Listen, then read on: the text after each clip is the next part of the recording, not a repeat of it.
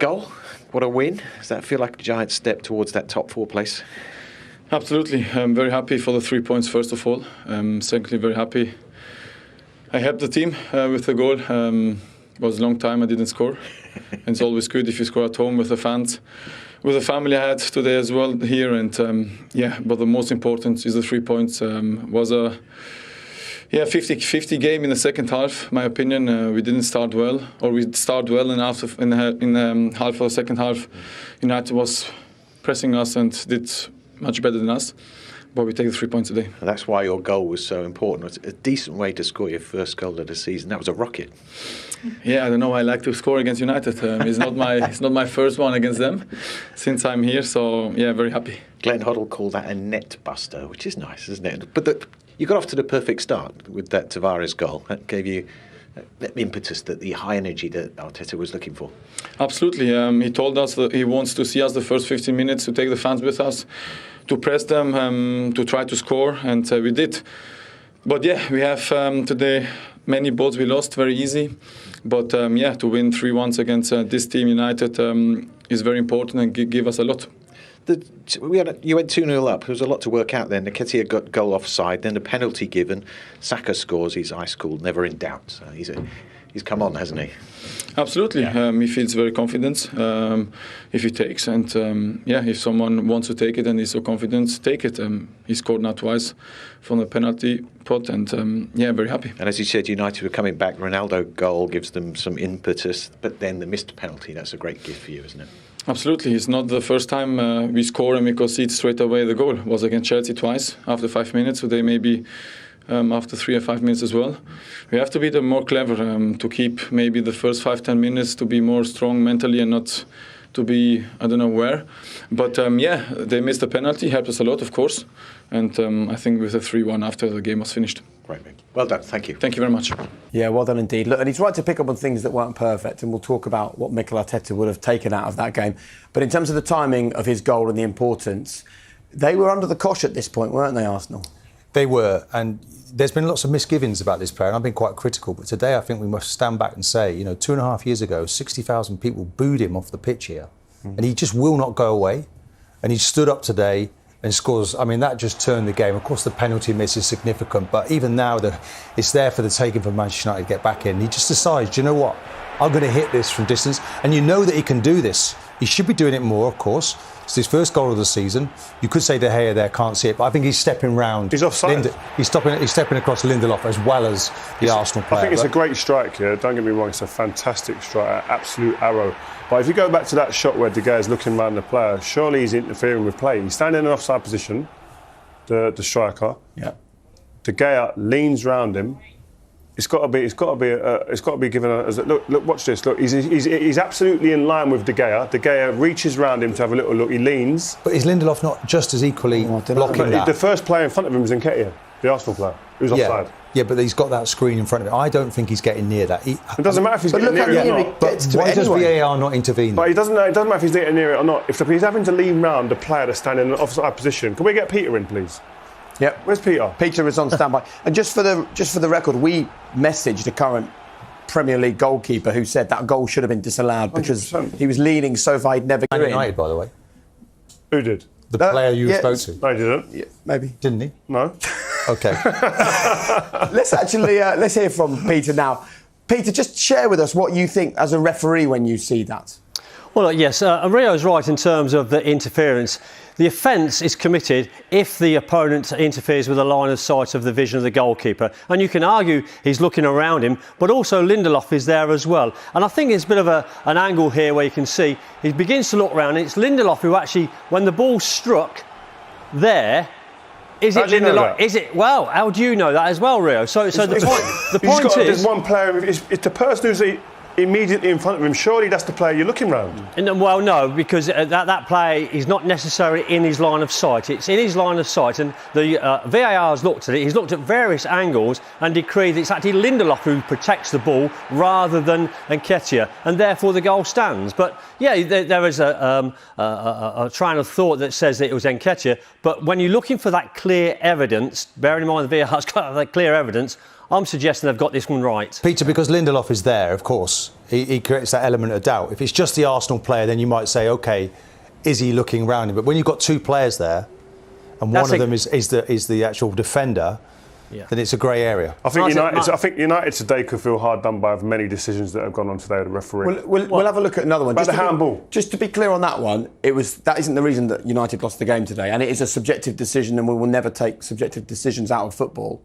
But let's have a look at another moment that I know has frustrated Rio Ferdinand today. You cleared it up very well during commentary, Peter, when you said that it's simply the laws of the game is the reason why a penalty kick wasn't given here. So could you just explain it one more time? Because there's a lot of conversation on social media about it. As they go down, look, his arm's extended out there to save him from falling onto the ground. No, come on, man. Well, let me finish the law here, Leo, because the law is quite specific. It does say if the arm is there to prevent him from falling on the floor and the ball strikes his arm, it cannot be a deliberate act. Now, I, as a referee, don't know the intention of the player. All I can do is go on his actions, and his actions there is defended by the law, because the law says the ball strikes his arm as he's falling over to prevent himself. It cannot be a deliberate act. He's outside the box.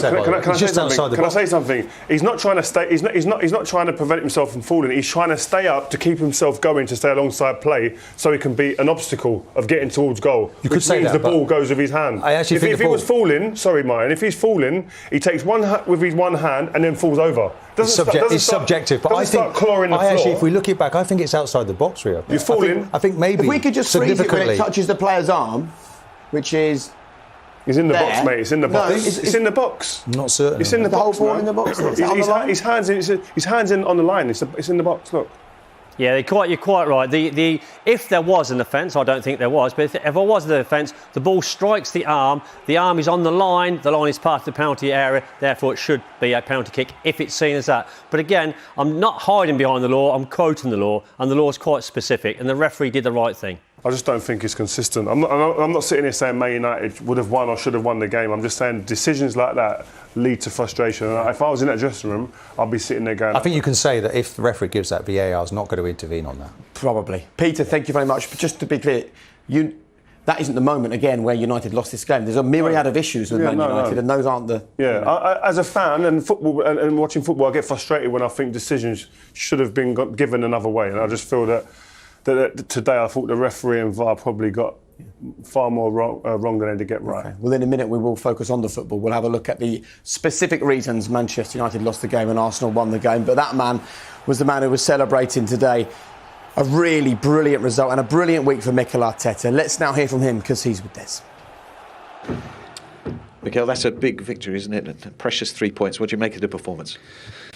A big performance and a game that I think he had everything. He had moments where we showed real quality with a threat. We scored 2 goals, created chances. A game where we had to suffer. A game where at moments we were a bit lost and lacking energy, and they were on top. A game where we were really efficient in the boxes. A game where we had luck when we needed luck, which is really important in this game.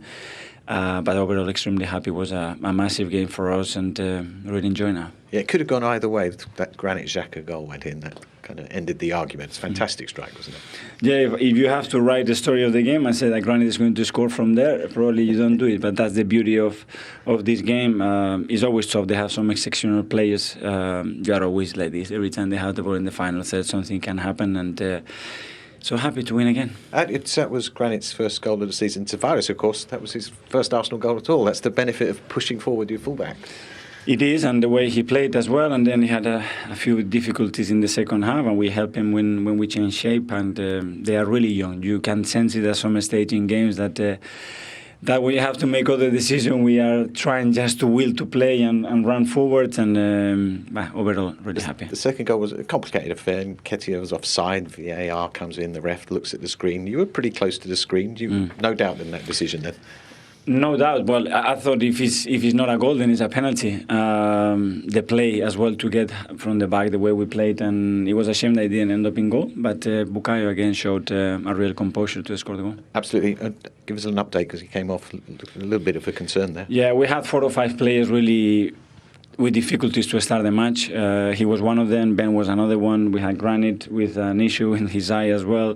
Eddie that hasn't played any minutes, and 3 days later or 2.5 days later he needs to play. The boys are doing everything they can to be on that field, and I feel lucky. And it's been a good week. Chelsea, Manchester United, advantage Arsenal.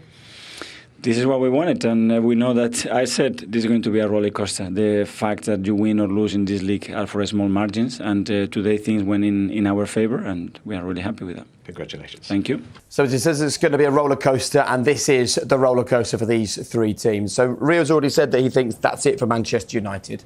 What do you think, Martin? Is it now advantage Arsenal? Yes, but I think the Tottenham game is really significant, even more significant. That is obviously a 6-pointer. West Ham away. That does fall between their European fixtures, which will be handy for Arsenal, but don't underestimate West Ham. Brentford today really is what it's about for Spurs now. It needs to focus in. It's difficult when your opponent, someone you're vying with for positions, playing on the same day. They need to focus now and get their 3 points. Brentford, though, might have something to say about that. But United, they look gone now. I think it's Arsenal's to lose now. I think we always talk about momentum at this stage of the season. They went through a really tough spell. I think they lost 3 on the bounce, and then now they've won 2 games against 2 significant big teams around them. Man United, who was contending for this position, and Chelsea, who are above them. 2 massive results. Still, there was a little bit touchy today. It was still on edge a little bit, but if these 2 results in the last week can't produce some confidence throughout this squad to now play into the end of the season and to be successful, Rio, I'll be amazed. We can look at those fixtures, but maybe it comes down to the best manager. And maybe Manchester United have maybe the worst manager. I don't want to be critical, but maybe that's what it comes down to. Because you have to look at everybody in the boat. And that boat for United is sinking. And if you think that Arteta is a young, promising manager up against Conte, who knows he's tried and trusted, he gets success. And that's what it's down to right now, those 2 teams. It's gone down to the North London battle. I think the other Arsenal and Spurs players, you've got 2 managers who are the players you can see at the moment either starting to believe in that manager or they do genuinely believe in the manager. I do definitely feel that here at Arsenal, especially with the young players coming through and now he's integrating that. Man United have got an interim manager who, as I said earlier, things haven't gone to plan, and there's a lot of players out of contract and their minds might be elsewhere. Rio, it seems like that. If you looked at the squad, I think Manchester United are the best pool of players to choose paper, of those 3 clubs. Yeah. But maybe the manager, we mustn't underestimate the manager and the role that he has in all this. And we look at Klopp and we look at Pep Guardiola. Those 2 clubs are miles away because of their managers, but what they're doing with it. You can't just say, I don't think it's just that. I think the whole shape and structure of the clubs are very different and they're further forward, those 2 clubs you mentioned there, but also the players can't go... They don't want to hide. We're not asking them to hide behind that. Without any but the manager plays a part. Responsibility. I think all of them have to take responsibility. The Man United players in recent weeks especially haven't done enough to put themselves in a position to strike, to hit 4th. You could certainly argue that the Manchester United fans and the club and maybe even the players would have expected more from Ralf Rangnick's time in charge. Ole Gunnar Solskjaer was fired for not being good enough, and the win percentage has dropped significantly since Ralf Rangnick came in, and United found themselves just short of finishing in the top 4. So let's see then what Ralf Rangnick made of the performance and where this now leaves Manchester United, because he's now with Des. Ralph, we saw you had plenty of opportunities out there. It must be difficult to come away with nothing. Yes, I think we showed an improved performance, but at the end, a disappointing result.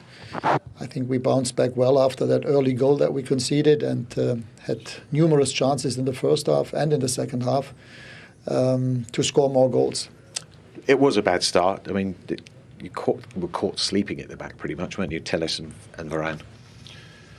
Yes, that was for me the only weak side of our performance today, that we didn't defend well inside and around the box. The same happened when we conceded the second and the third goal, but for me there were also 3 very unlucky, let's put it that way, VAR decisions. For me, the third goal of Arsenal was clearly offside. And you can see it in slow-mo. David said to me he couldn't see the ball. The second goal of Cristiano was definitely not offside. And there was another handball decision in the first half. So we were not very happy with those VAR decisions today. But as I said, in the end, improved performance, but disappointing result. And you missed the missed penalty. That's a gift. You have to take that. Yeah, I would call it a gift, but yes, if you are 2-1 down and get a penalty, have the chance to come back after being 2-0 down, it would have helped us a lot if that had been the equalizer, and probably also changed the whole game. But we didn't, only hit the post. We hit the post twice, plus the crossbar. So, yeah, as I said, in the end, very unlucky for us. What do you think would Erik ten Hag be thinking watching that game? Does he see a coherent team, or does he see a lot of work?